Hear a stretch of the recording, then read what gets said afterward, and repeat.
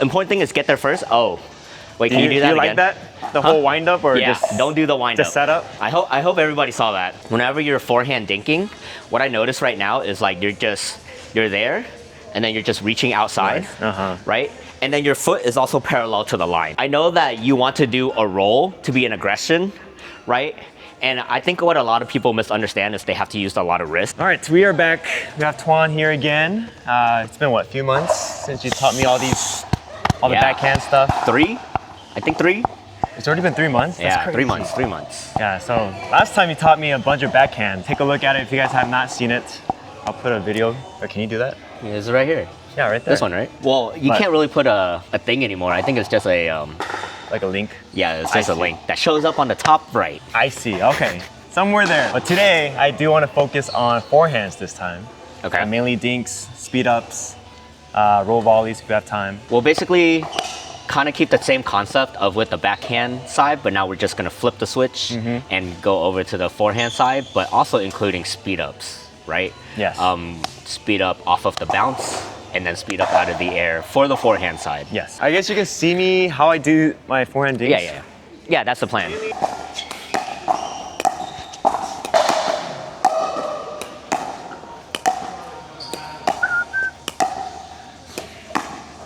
Nice.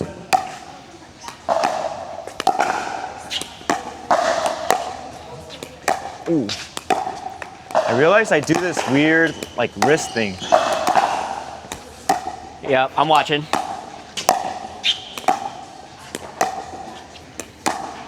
Right there too.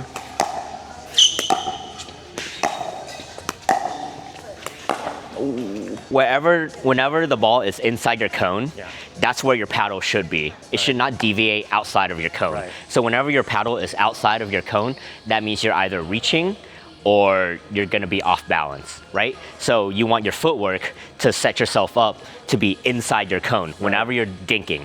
And with anything in pickleball in general, you kind of want to have a cone. The only variation could be like a drive, right? But when you're dinking, you want it to be inside your cone, right? So that means you need to get your footwork to get inside your cone so your paddle could be there. And a good visual representation of that is usually in between your knees. Right. Whenever you're forehand dinking, what I notice right now is like you're there and then you're just reaching outside, right? And then your foot is also parallel to the line. Especially when we're rolling, we want our foot to be diagonal and you want it to kind of point towards your angle. I see. Yes, right? You don't want it to be too parallel to the line and then you're just, the hell's right-handed? Yeah. Yeah, so you're too parallel right now. Yeah. Let's have your toes point towards the angle that you want to direct, right? So that's going to help with the motion. Number two, you don't want to use wrist at all. First, we want to use our shoulder to kind of push the ball first, and then as we get more comfortable with the push, then we can kind of start to roll, right? Because what you're saying right now is your roll is popping up too much. So it's two things. One, footwork. Two, it's your swing path, swing motion, all right? So let's focus on the footwork and just focus on pushing the ball first. Okay. Less wrist. There you go. Less going up. So right now you're going up, right? You're using a lot of forearm. I just want you to push first, right? We're breaking it down super, super simple first. Okay. Just push. Still up. More push, more push. Yeah, push it towards me. There you go. Push it towards me. Good. Keep pushing. Watch your feet, watch your feet. Good. Set your feet and push. Yep. Here, we'll go to the other side. You'll see me how I do it. Left-handed, so it's a little weird. Here.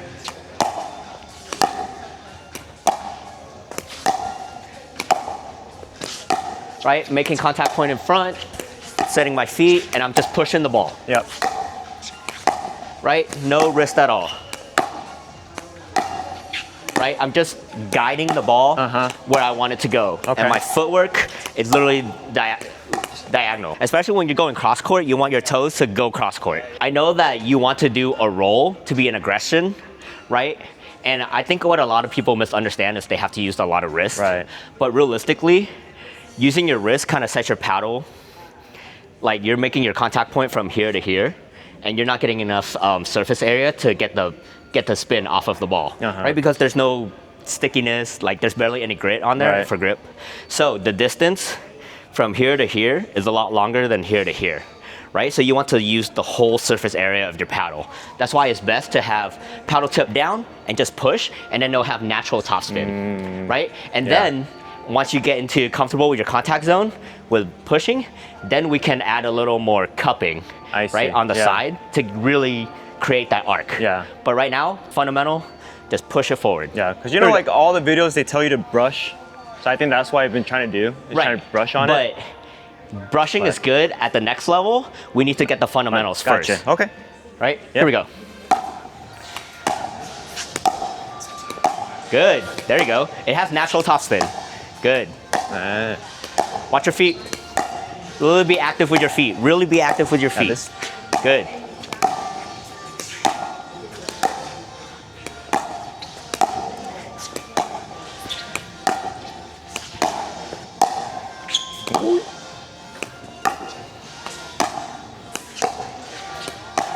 Good, there you go. Looking better.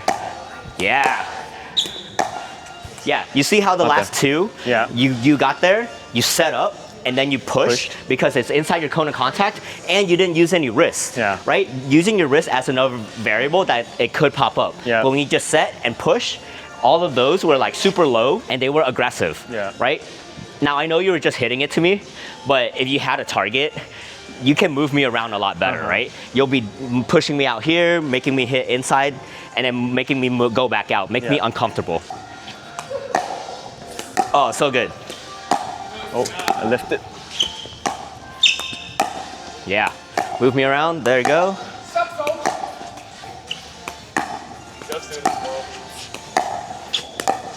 Good. Now let's try taking more balls out of the air, right? So parallel, if you can, reach it. If not, let it bounce, but make sure you go diagonal to give yourself space and then push back forward. Okay.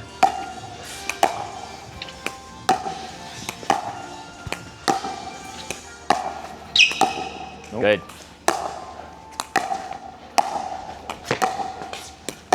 Good.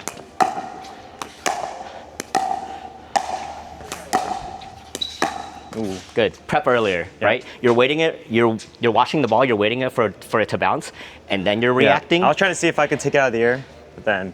So, move first, right? Move towards the ball. If I'm going cross court, go towards the ball, and then see if you can take it out of the air rather than reaching.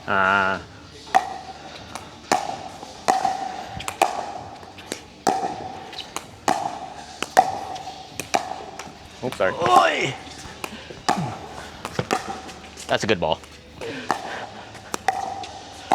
Yeah, right? You see how you did that? You set your feet and then you try to lift, right? Now, do you still try to roll it when you're taking out the air, or just kind of push? Yeah, well, you're just trying to get underneath the ball and lift it up. You don't want to start your roll too early because then it's just going to roll into the net, right? Because I also have that habit, right? I'm over here, I'm taking out of the air, but I'm like rolling. Oh, that was a good one. I'm rolling, but then it went into the net. So here, just get under it. That should have been out of the air on me. Ugh. There you go.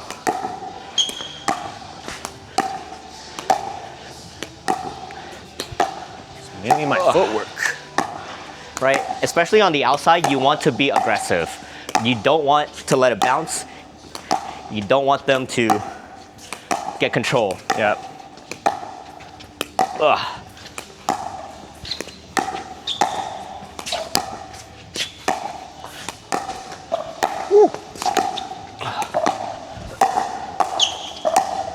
Oh, I took that out of the air.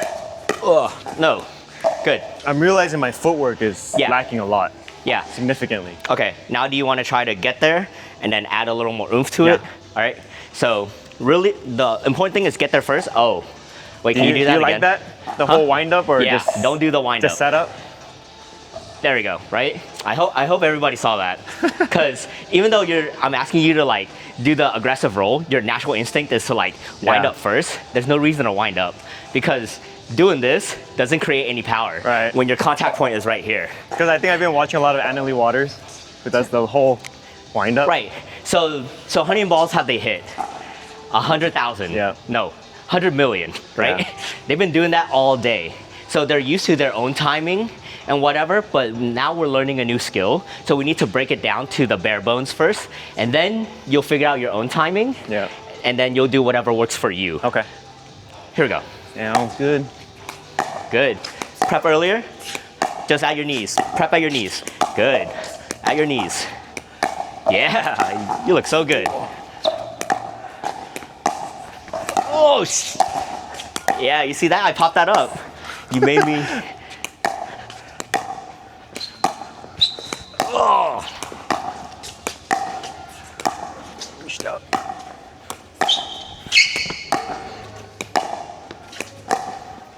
Woohoo!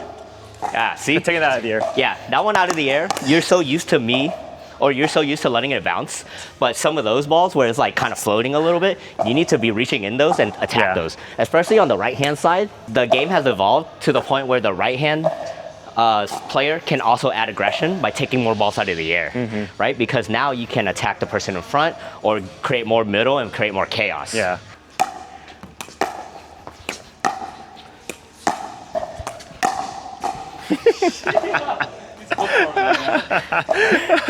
Okay, I'll just cut all those out. What? So that's the basics of the roll dink. Do you want to do Yeah, under? let's just slice.